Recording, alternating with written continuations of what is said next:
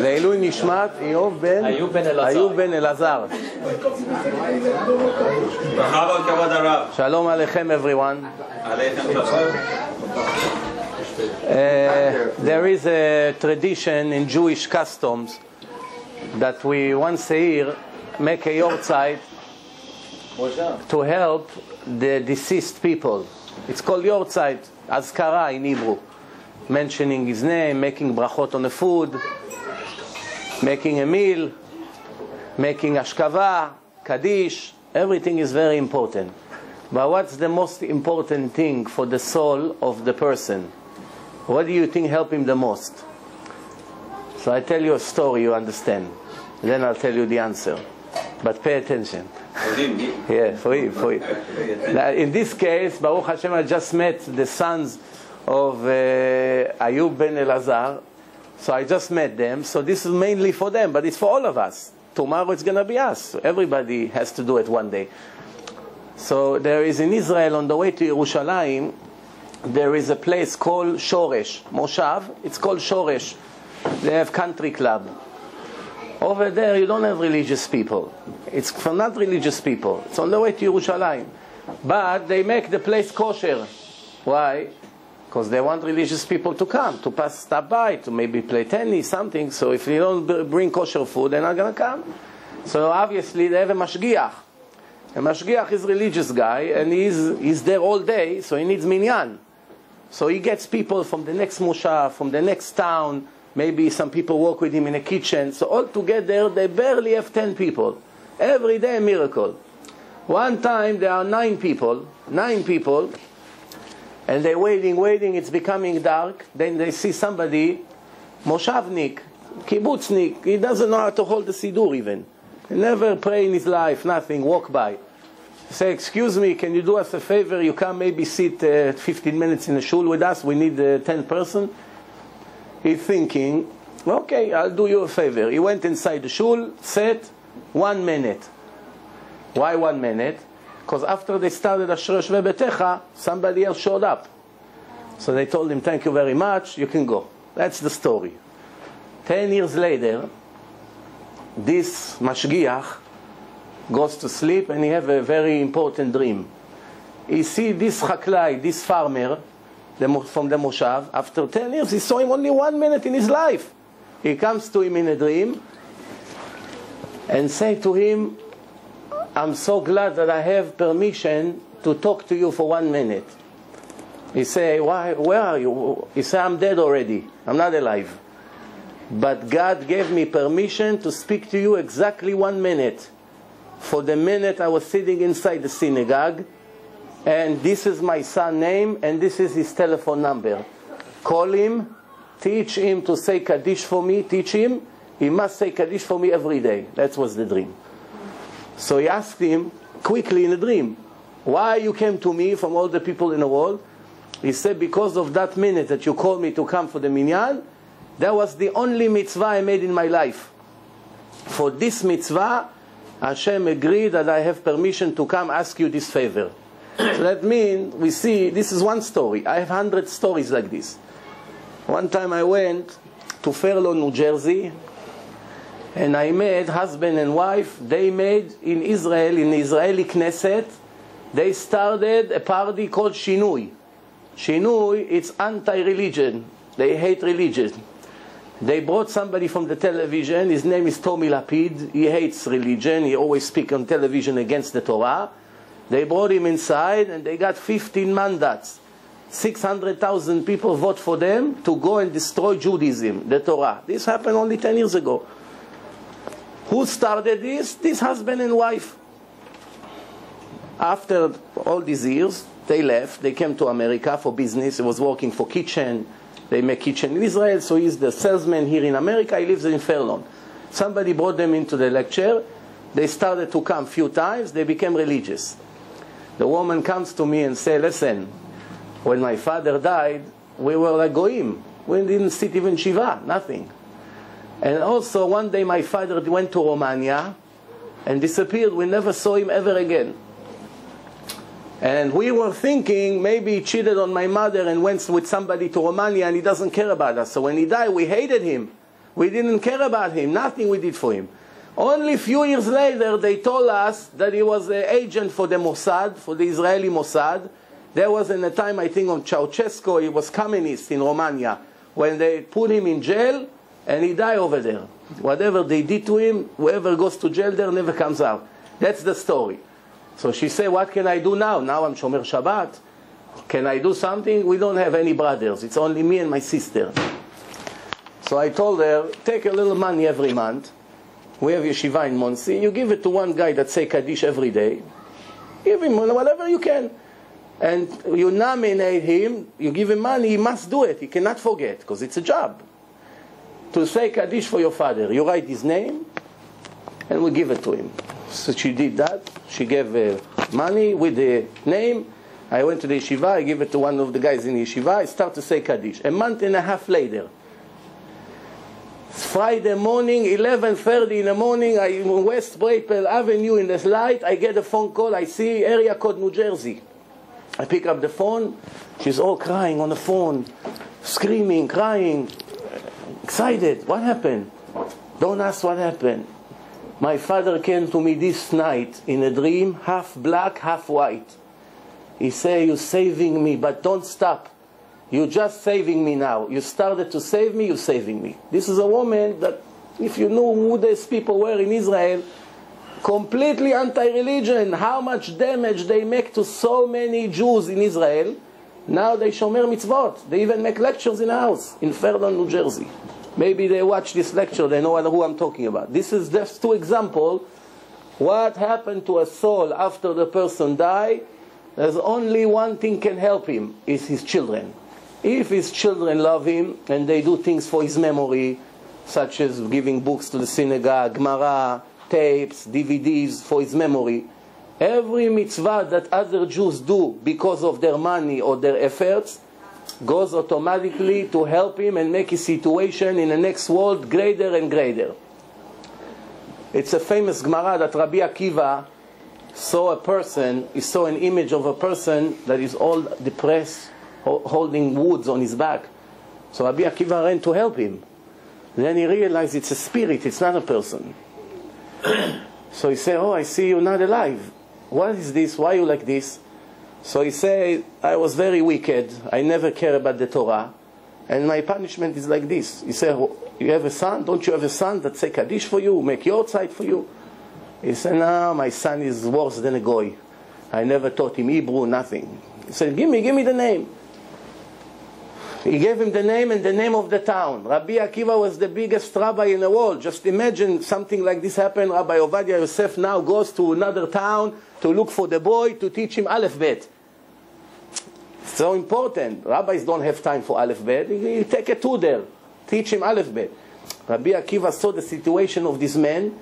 He went, he came to the town, he told the people, I'm looking for this boy. He said, don't mention his name here, Rabbi. We don't want to hear this name here. No, I need to speak to him. He found the boy like a goy, drinking, not doing, the worst you can think of. Slowly, he taught him Torah and how to say Kaddish. And after a while, the Gemara says, Rabbi Akiva saw him, he said, you saved me. This is the power of Kaddish. Why Kaddish is so important? It's very important, Kaddish for the soul. Kaddish is divided to 4 paragraphs. It's the secret of life inside the Kaddish. What's the life? What life is all about? Some people think life here is to eat, to sleep, to play tennis, to go on vacation, and to drive a nice car. They don't understand that's not important in life. You have it, fine. You don't have it, also fine. That's not really a ticket to the life of eternity. The real purpose of life, as the Torah say, Hashem say, I'm putting you here in this material world to test you, to see what's in your heart. Do you love me and you keep my mitzvot or not? What for? What's this whole test about? To reward you in your end. La'ativcha be'acharitecha. When you finish, when I take your soul out of your body and you come to the world of eternity, over there's no time, no limit. It's forever. Forever and ever. But what you get there is what you prepared here. You prepared good future, you're going to have good future. You didn't prepare, too bad, too late. So the situation, the Kaddish is like this. What do we have in this life? We have Hashem, God. We have the world. We have the human being, which is the most important creature in the world. And the purpose of life. Hashem, the world, the human being, and the purpose of life. That's the 4 categories. How Kaddish start? Itgadal v'itgadash meraba. The name of Hashem should be praised and higher and elevated. So that's Hashem. First paragraph, it's God. Second, Be'alma dibera, in the world that He created as He wished. Second paragraph is the world.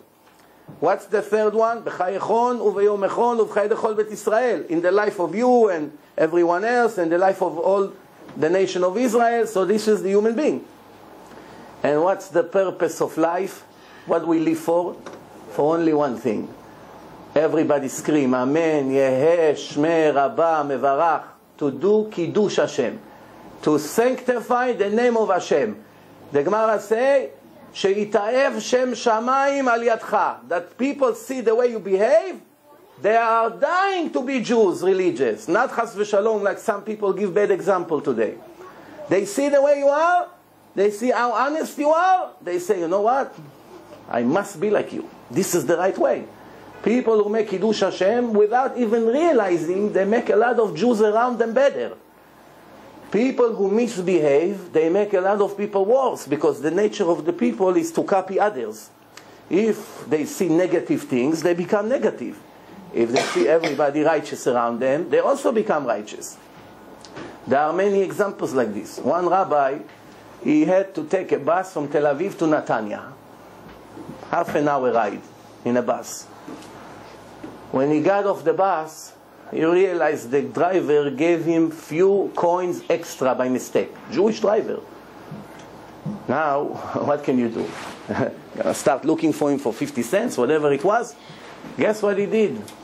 He went to the other side and waited 2 hours until the bus went all the way and came back on the other side. You know, they have the routes all day. They go back and forth.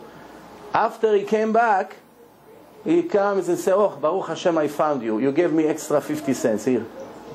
The driver says, you crazy? Hey, you're an old man like you. You were standing here all day in the heat just to give me this money? He said, I don't want to leave this world with 1 cent that it's not mine. It worth it for me to stand a week here, not to take this money with me. I'll never find you. So the driver said, you know what? Can I be in touch with you? Give me your telephone number. Where are you? I may come. I'll be in touch with you. Started to teach him Torah. I made him religious.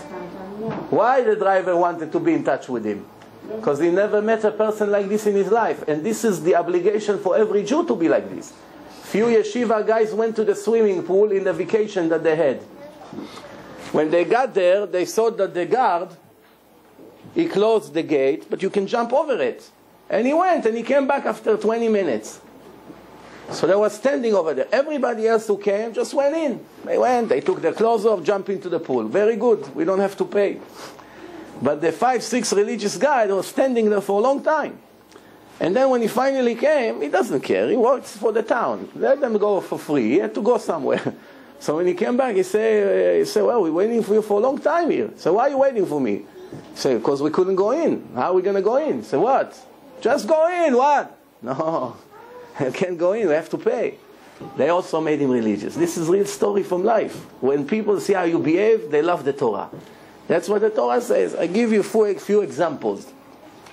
David HaMelech was very rich, very handsome, very smart, very famous all over the world, the greatest soldier all over the world. Think about it. Try to imagine somebody like this generation, like David HaMelech, everybody bow down to him.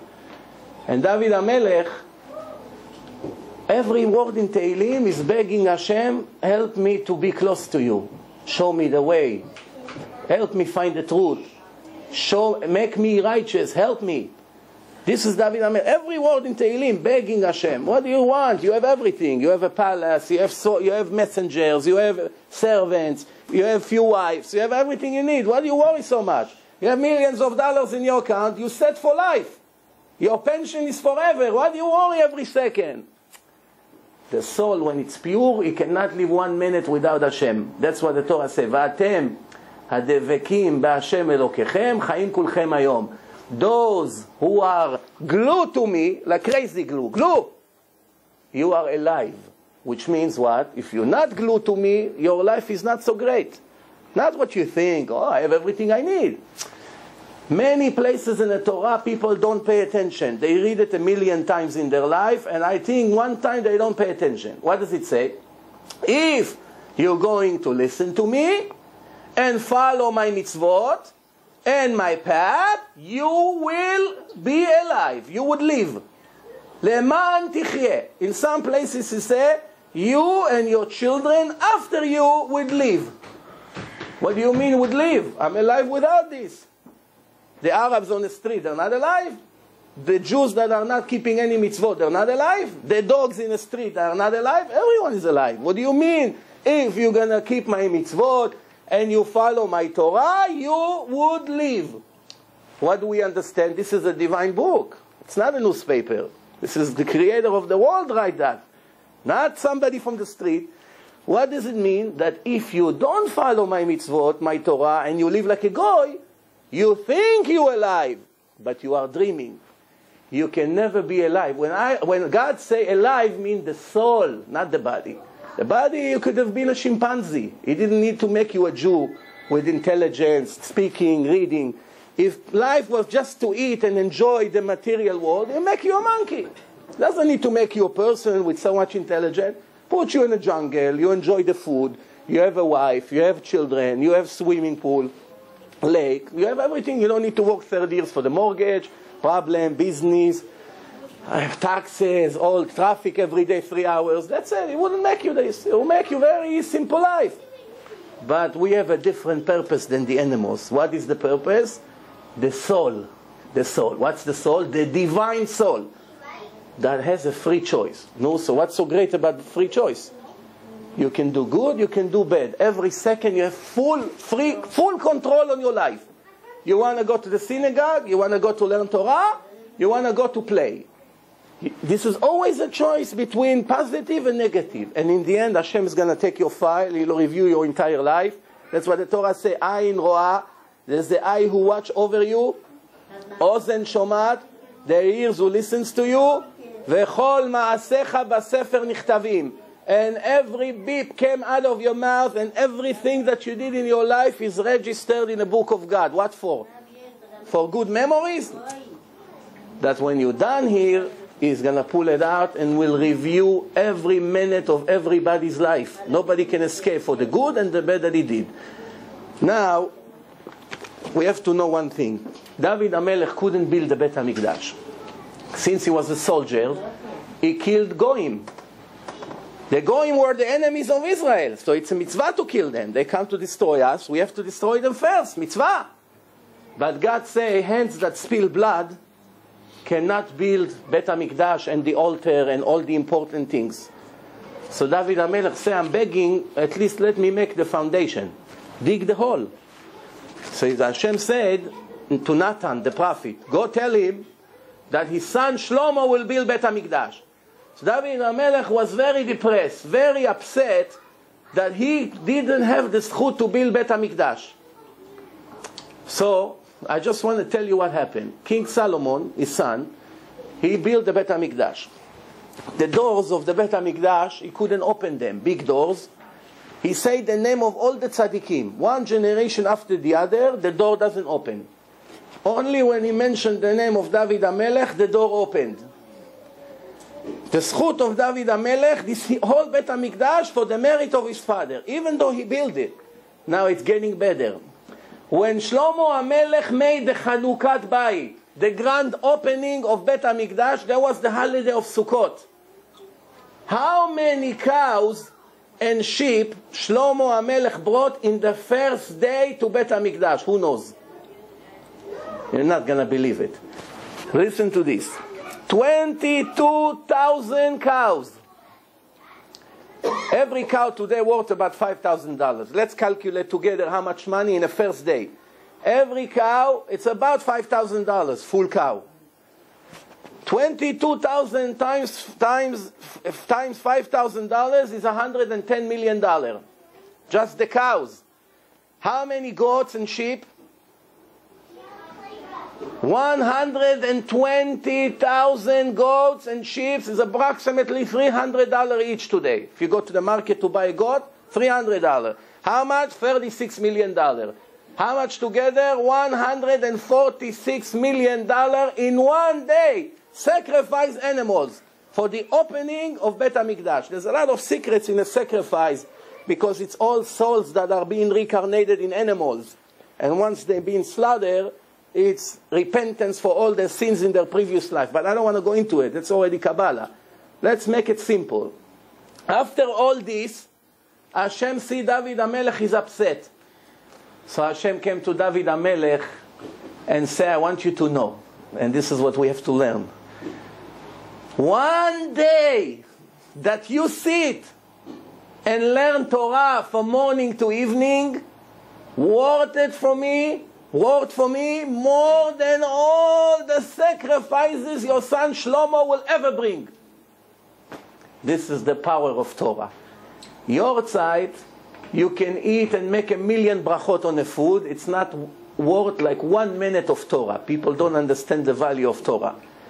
The Torah, it's the highest thing. If you sponsor Torah, nobody in Olam Haba can come close to you, because every letter that the people say, thanks to your help, goes to your account. 1,000,000, another 1,000,000, every hour, another 1,000,000. The more people, the more mitzvot you do.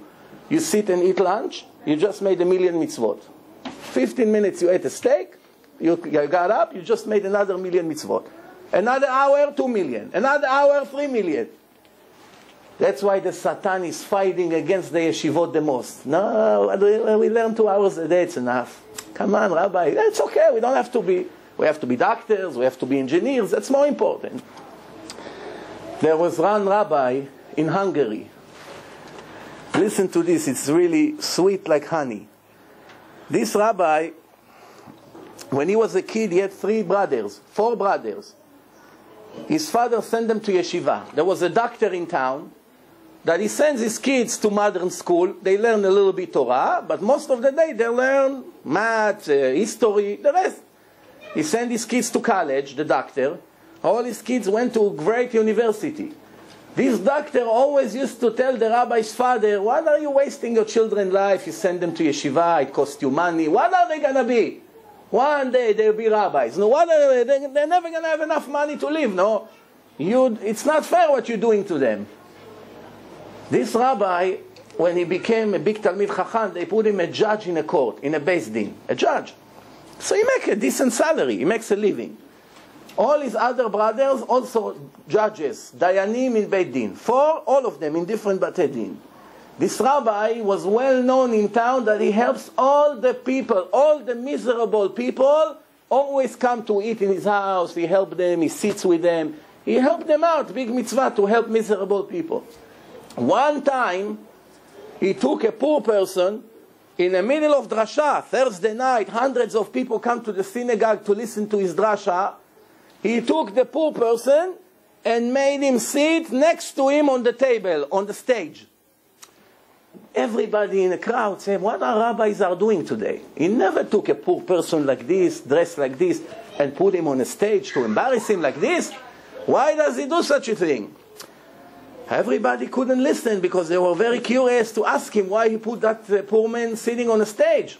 As soon as he finished to talk, they came to him, Rabbi, why you put that guy?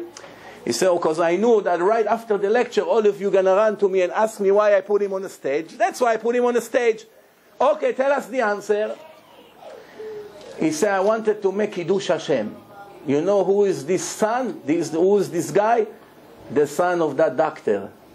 All his brothers are homeless in the streets, with their college and everything. Not that I want to embarrass him, but you know that that's not my intention.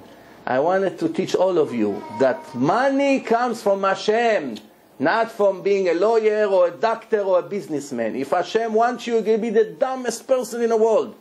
I met some like this here. Don't know 2 words in English and making millions of dollars. They don't know where from. They don't even know how much the accountant is stealing from them. They have so much. Why? Sometimes because you're dumb, you became rich. And that's not a lie. Sometimes because you're ugly, you became rich. I prove to you. One gabbai in a synagogue, he didn't know how to write. One day the rabbi passed away, they brought a different rabbi. The rabbi comes to him, you the gabbai, nice to meet you. Where are the books of the synagogue? How much people give you and how much money you spend on a synagogue? I want to see what's going on here. He told him, I don't have a book. I have a box. Whatever they give, I put in. Whatever we need, I take out. I pay. I don't have a record. No. That's not a market here. It's a shul. Somebody come and say, what did you do with the $1,000 I gave you? You have to know what you did.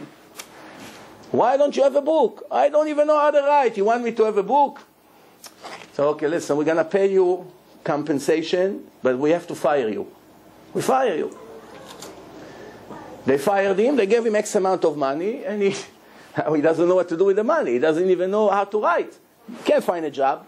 He went to another rabbi. He said, Rabbi, they fired me from the shul, but they gave me this $100,000. What do I do? The rabbi said, the way from the next town to here, it's few days of walking with a donkey. This story is more than 100 years ago.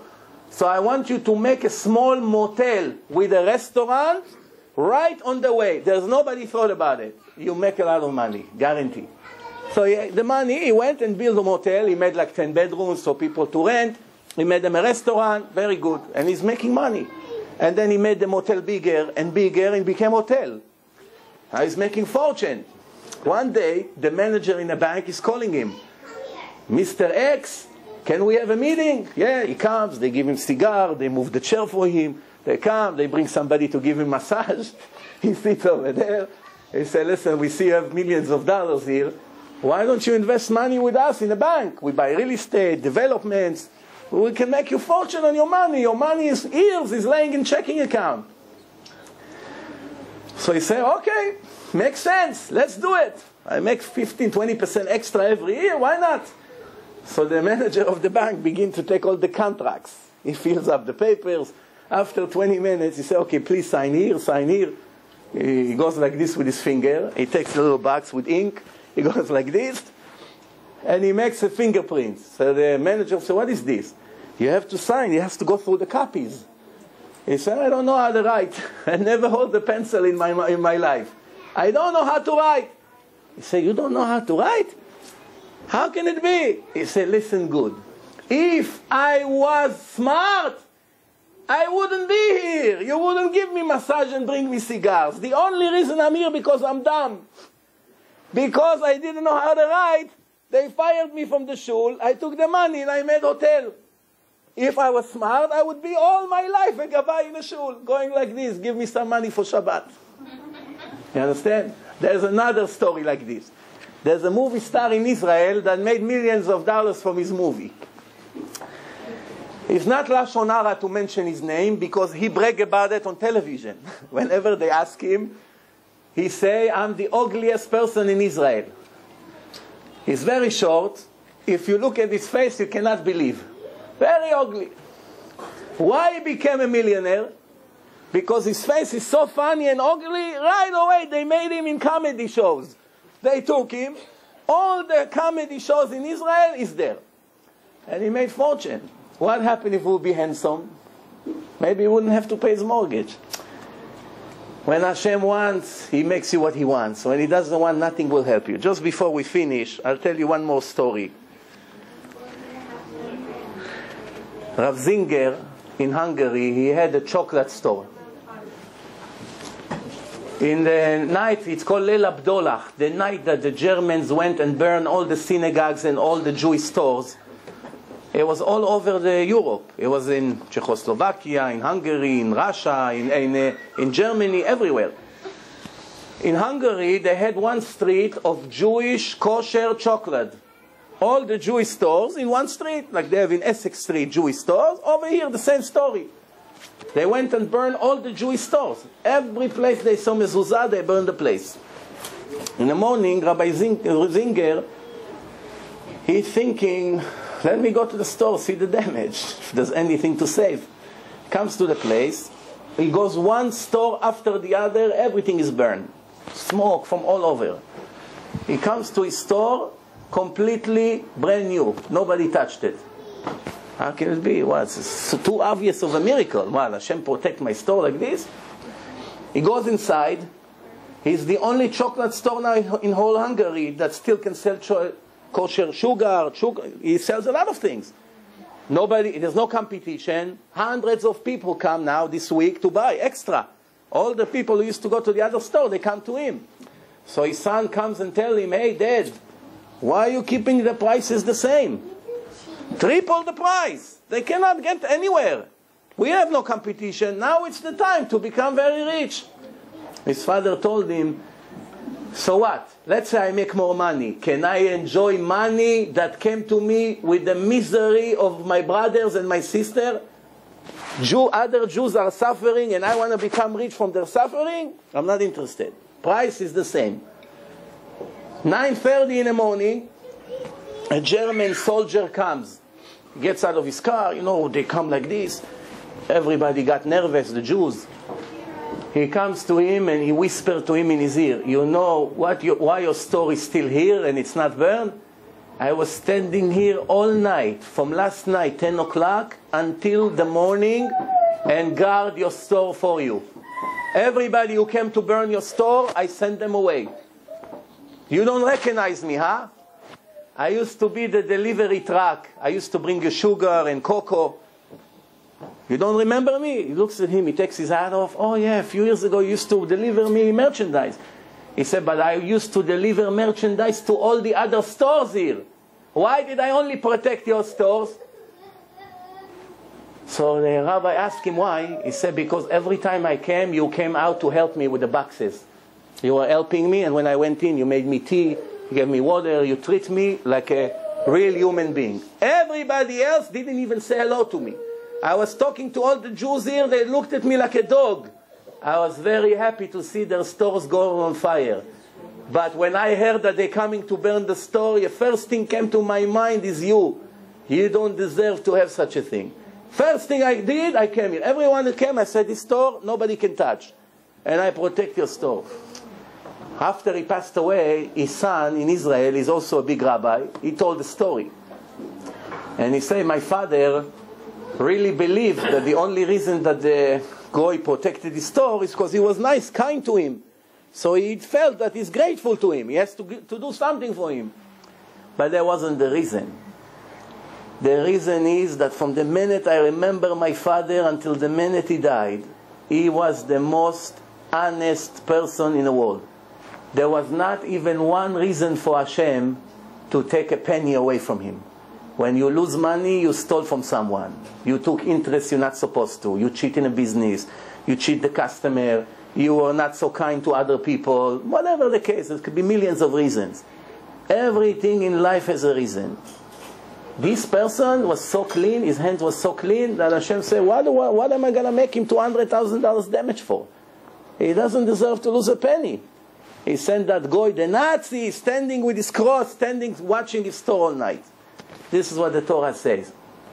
Birtzot Hashem darkei ish, gam oivav yashlim imo. When God is satisfied from you, He brings your enemies to be your servant, to make peace with you. Why? Because He is the one who controls everything. If He's satisfied from you, who can touch you? Nobody can touch you. This is what the Torah says. רוצה השם את כל אוהביו ואת כל המייחלים לחסדו. Hashem said to the Jews, you want me to help you? I'll be happy. But I love to help Jews that are thinking every day how today I'm going to help them. If the Jews walk in the street, Hashem, how are you going to help me today? How are you going to bring my bread to the table today? How are you going to help me with my son? How are you going to help me with my wife? How are you going to help me with my problem, with my health, with the doctor, with the surgery? If a person is always opening his mouth for the rain goes in. But if he doesn't care, so it's all nature. Sometimes you up, sometimes you down. And Be'ezrat Hashem, like I said, we say this Divrei Torah, we also film it. We're going to put it on the website. There's going to be a lot more people who watch. It's going to be all for the zchut of the Niftar. It brings him a lot of joy and happiness. Why? The power of Torah, and after that we're going to say Kaddish, prepare the Kaddish. It's Be'ezrat Hashem a good help. We'll finish with 2 more minutes, and then I know I made it a little long, but I wanted it to be a lecture, not just a little talk. So Rav Galinsky, I once went with him on a plane. He was very short rabbi. Short but giant. Everybody knew Rabbi Galinsky. When he used to talk, it's like electric in the air. That's how big he was. So he was in Siberia. The Russians used to send the Jews to Siberia for every little thing. Siberia, wow. No shoes, walking in the snow, 30 below zero. Horrible life over there.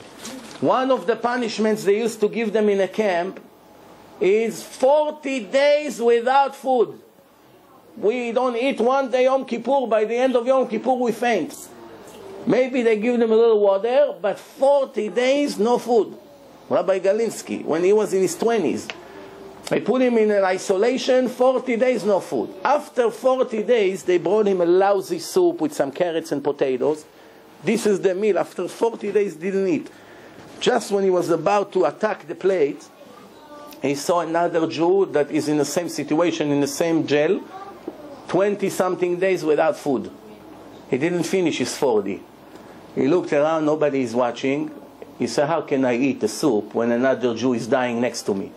He came to him and said, let's split it half and half. Bring a bucket.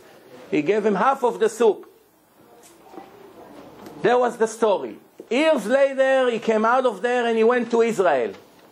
When he was finally already a Talmid Chacham, the Chazon Ish told him one day, I need you to do me a favor. What's the favor?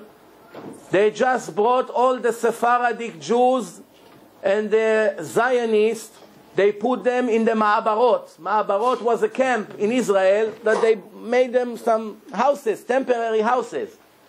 And they're about to send them to kibbutz. Once these kids go to the kibbutz, they become goyim, finish. They don't know Torah, Shabbat, kosher, nothing over there. I know a lot of these Sephardic people are very good and naive. They don't know. They can take advantage on them and send them to the kibbutz. We have to save their children.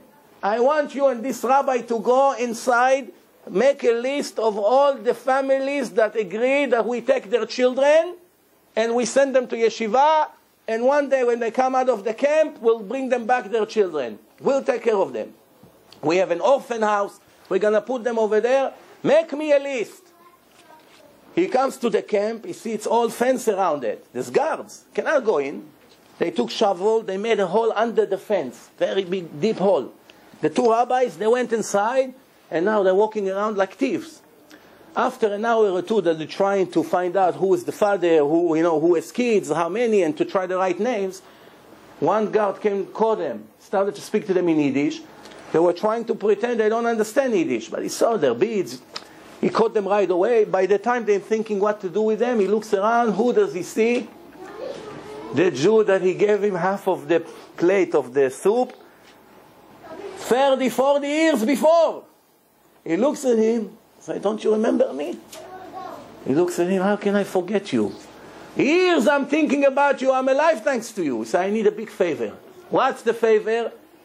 You are here. He's one of the counselors over there. I want you to do it for me because they're not letting me. Make a list of all the Sephardic family here that are willing to send their children. Right. Name of the family, how many children. We come with a truck, we pick them up. He said, wow, you're going to get me into a lot of trouble if they know that I'm doing it. It's a very big problem. He said, you owe me big time. I do not want anything for myself. For these children, you help me to save them. 65 Sephardic families send all their kids to yeshiva and save them. Who knows what would happen to them? So what do you see from this story? When he decided to give half of his soup to another Jew, what is it? It's a big thing, but how much is this? $1? $2? What was it? After all, fine. Thanks to this, Hashem gave him in his life an opportunity to save, who knows, 200-300 kids. Every words of Torah they learn go to his account. Their children goes to his account. By now, their grandchildren goes to his account. For what? For $2 he gave with all his heart. This is called chesed, real chesed. When the chesed is real, Hashem says, I'm crazy about your mitzvah. I gotta do something for you. That's called mitzvah, goreret mitzvah.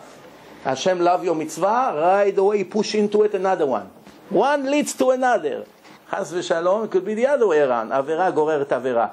בעזרת השם, I hope that my words will help the נפטר איוב בן אלעזר, to give him נחת רוח, נשמתו בגן עדן, וכן יהי רצון ונאמר אמן. רבי חנניה בן הקשיא אומר, רצה הקדוש ברוך הוא לזכות ישראל, לפיכך הרבה להם תורה ומצוות, שנאמר, אדוני חפץ למען צדקו יגדיל תורה ויאדיר.